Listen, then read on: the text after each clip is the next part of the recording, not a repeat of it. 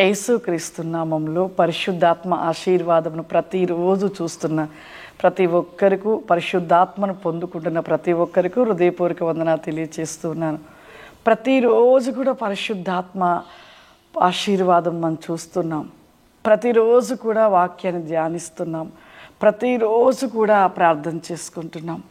ఈ 3 విషయాల్ని ఉదయం లేవగానే మనం కలిగిన వారిగా ఉంటుండగా ప్రతిరోజు మరి మన జీవితంలో దేవుని యొక్క వెలుగులో వెలిగించబడువారుగా ఉంటున్నామా, లేక ఉదయకాలము ఈ 3 విషయంలో ప్రార్థన చేసుకోవడం, వాక్యం ధ్యానించడం, పరిశుద్ధాత్మ ఆశీర్వాదం పొందుకోవడం, మరలా మన స్థితి నిలువెచ్చని స్థితిని కలిగి ఉంటున్నామా? ఒకసారి ఆలోచన చేద్దాము.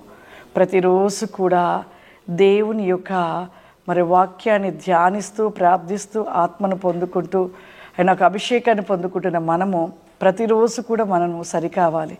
ఇంకా సరికాని జీవితంగా ఉంటే ఇవన్నీ కూడా మనం ప్రతిరోజు చేయడం కూడా వ్యర్థమైపోతుంటుంది. ప్రతిరోజు వీటిని కలిగినప్పుడు మన జీవితంలో మార్పు రావాలి, మనం మార్చబడాలి. మన క్రియలను మనము సరి చేసుకొని దేవునికి ఇష్టకరముగా మనము నిలిచి ఉండాలి. ఎందుకు అంటే పరలోకము నరకము ఈ 2 విషయాలను మనం జ్ఞాపకం చేసుకోవాలి. ఈ 2 విషయాలలో మనం చాలా మరి దూరంగా ఉంటున్నాం. ఒక విషయంలో దగ్గరగా ఉంటున్నాం, నరకానికి, పరలోకానికి అయితే దూరంగా ఉంటున్నాం.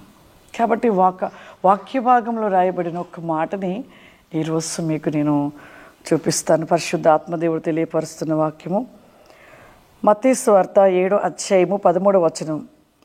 ఇరుకు ద్వారము ప్రవేశించుడి, నాశనములకు పోవు ద్వారము వెడల్పుగా, ఆ దారి విశాలమై ఉన్నదంట. విశాలమైన ద్వారి ఇరుకు ద్వారి. ఈ ఇరుకు ద్వారమును పోయేవారు ఎలా ఉంటారంటే పరలోకం చేర్చబడతారు. ఇరుకు ద్వారంలో పోయేవారికి శ్రమ అంటే శోధనలు, శ్రమలు, కష్టాలు ఉంటాయి. విశాలమైన దారి అంటే లోకానుసారమైన జీవితము, లోకానుసారమైన బ్రతుకు. మన జీవితములో విశాలమైన దానిని కోరుకున్నప్పుడు మనం ఖచ్చితంగా విశాలమైన స్థలం అనే నరకాగ్నిలో పడిపోతాం. ఇరుకు ద్వారము అనగా ప్రతి శ్రమ, శోధన, లోకానుసారమైనవి విడిచిపెట్టి లోక సంబంధం వైపు చూడకుండా దేవుని వైపు చూస్తూ ఈ లోక సంతోషాలు, లోక ఆశలు, కోరికలను చంపివేసుకొని దేవుని కోసమే బ్రతుకుతూ దేవుడే సర్వస్వం అనుకుంటూ శ్రమలు భరిస్తూ ఎవరైతే ఉంటారో వారు ఆ ఇరుకు అనపడిన విశాలమైన పరలోకానికి చేర్చబడతాం. ఈ విశాలం అన్నది కొన్ని దినములు విశాలమైన దారిలో వెళ్ళేవారు కొంత దూరం వెళ్ళాక చిమ్మ చీకటి నరక అగ్నిలోకి పడిపోతాం. అంటే లోకాశలో ఉంటున్న మన జీవితం ఎలా ఉంటుందంటే లోకంలో ఉన్నవే సర్వస్వం అనుకున్నవాడు చనిపోయాక భయంకరమైన కటిక చీకటి అనే ఇరుకులో పడిపోతారు.